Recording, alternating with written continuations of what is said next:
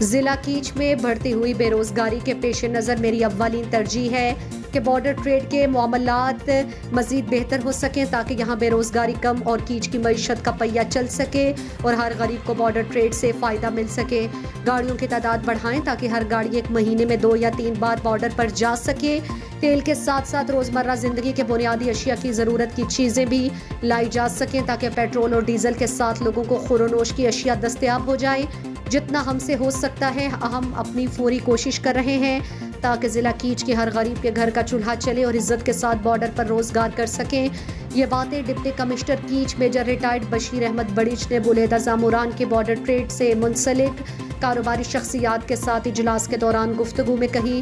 انہوں نے کہا کہ اجلاس بلانے کا مقصد جالگی کراسنگ پوائنٹ پر مشاورت کرنا ہے کہ بارڈر پر کاروبار کے حوالے سے بہترین اور لوگوں کے مشکلات کو حل کر سکتے ہیں۔ آپ لوگوں کے متفقہ رائے کو IGFC ساؤتھ بلوچستان کے ساتھ پیش کروں گا تاکہ وہ اس حوالے سے اقدامات اٹھا سکیں۔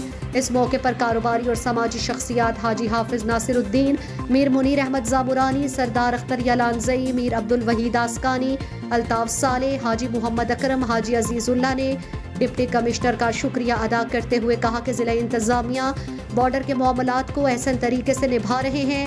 لوگوں کی مشکلات کم ہو گئی مگر ابھی بھی کچھ مسائل ہیں۔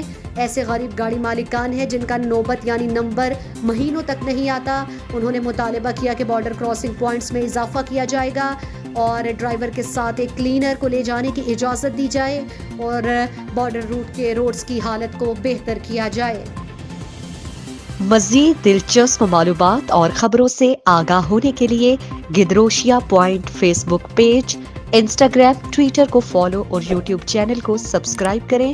Bell icon button دبانا